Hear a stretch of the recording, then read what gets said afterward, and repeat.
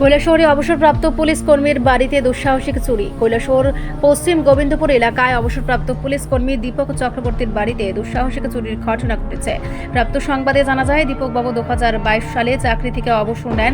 চলতি মাসের 6 তারিখে তিনি স্ত্রী ও মেয়ের চিকিৎসার জন্য চেন্নাইয়ে যান এবং বাড়ি তালাবদ্ধ করে রাখেন। শনিবার বিকেলে পরিবার ফিরে এসে দেখে ঘরের মূল দরজার তালা ভাঙা। ভেতরে প্রবেশ করে দেখা যায় ঘরের জিনিসপত্র এলোমেলো অবস্থায় রয়েছে। আলমারিগুলো খোলা। চোরেরা 21 ভরি স্বর্ণালংকার ও নগদ প্রায় 20 থেকে 21 লক্ষ টাকা নিয়ে পালিয়েছে। জানা যায়, চিকিৎসার কারণে দীপক বাবু ব্যাংকে টাকা জমা করার সুযোগ পাননি, ফলে নগদ অর্থ বাড়িতেই রাখা ছিল। ঘটনার খবর পেয়ে কৈলাসহর থানার পুলিশ দ্রুত ঘটনাস্থলে পৌঁছে তদন্ত শুরু করে। এই চুরির ঘটনায় পরিবার মানসিকভাবে ভেঙে পড়েছে। এই দুঃসাহসিক চুরি কাণ্ডে এলাকায় আতঙ্ক ছড়িয়েছে। স্থানীয়রা পুলিশের কাছে নিরাপত্তা ব্যবস্থা জোরদার করার দাবি তুলেছেন। কি হয়েছে আপনার ঘরে? গড়ে মিন্স আমরা গত 12 তারিখে 6 তারিখ 6/12/2025 ইমার্জেন্সি ট্রিটমেন্টের জন্য আমার মেয়ের এবং আমার মিসেসের ইমার্জেন্সি ট্রিটমেন্টের জন্য আমরা চেন্নাই এপেলোতে গেছি। তো চেন্নাই এপেলোতে যাওয়ার সময় গড়ে আমি টালা দিয়া একদম সব কিছু ঠিকঠাকভাবে রাখতে গেছি।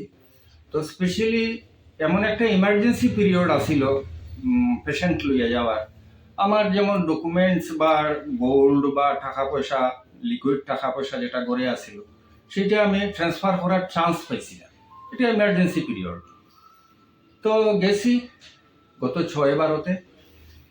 আজকে 4টার সময় আমরা আইয়া পড়ছি। আইয়া বাইরের গেটের যে থালাটা, সেই থালাটা এজ ইউজুয়াল।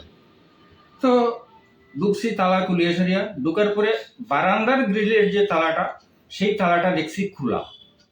তো আমার একটা ডাউট হইতেই আমি বারান্দার তালাটা খুলিয়ে সরিয়ে আমি বারান্দার ভিতরে যে মেইন ডোরের যে থালাটা আইয়া দেখছি থালাটা ভাঙা।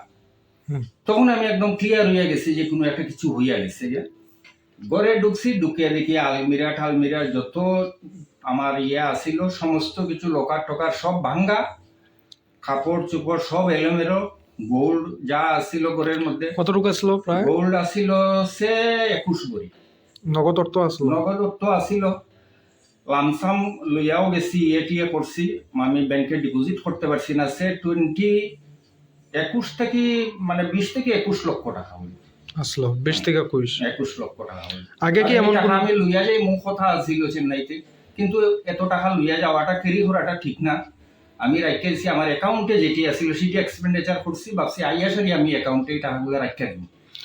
আগে কি এরকম কোনো হয়েছে আপনার ঘরে? আগে আমার কোনোদিন এমন হয়েছে না। আপনার নাম কি? আমার নাম দীপক চক্রবর্তী। কোন জায়গা এটা?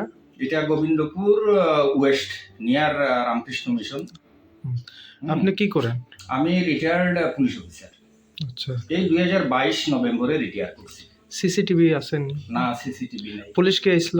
পুলিশ আইছিল, পুলিশ আমি কমপ্লেন করছি, তারা আইছে, আইয়া দেখছে, দেখে সেরিয়া তারা হচ্ছে একটা রিটেন কালকে দেওয়ার জন্য। কি কইবেন শহরের মধ্যে এরকম ঘন ঘন চুরি শহরের হইতাছে? মধ্যে এটা কোয়া আমি আসলে কি কম, আমি বাক্রুদ্ধ। জীবনের সব শেষ করে দিয়েছি।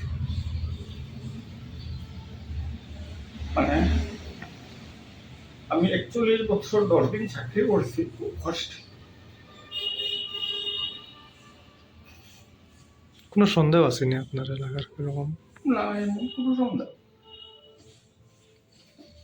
ঠিক আছে।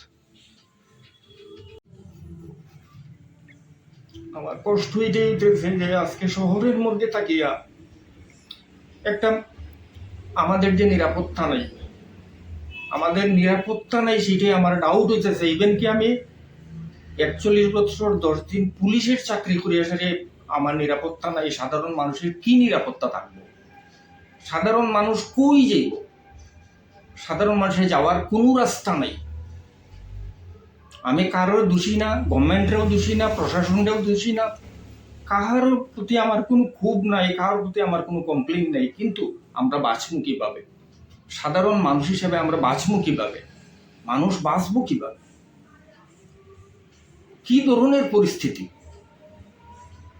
কেন চেন্নাই টেন্নাই যে এতদিন আমি ইয়ে করি আইসি চেন্নাই আমি আজকে নতুন গেছি না, কিন্তু এইবার নিয়ে আমার 8th টাইম। ওই বিগত 7বার যখন গেছি এইভাবে তালা দেওয়া, কোনোদিন এরকম হয়েছে? কোনোদিন এমন হয়েছে না, কোনোদিন এমনটা নাই। আজকে আমি হয়তো পেনশনার, আমি হয়তো 2টা পয়সা আমার মাসে মাসে পেনশন ঢুকে, আমি হয়তো ডাইল ভাত লবণ ভাত হয়তো খাই, আমি বেঁচে যাই। কতদিন হয়েছে আপনি রিটায়ার্ড হয়েছেন? 22 নভেম্বর এটা। কোন পেজ থেকে হয়েছে? আমি কৈলাসহর।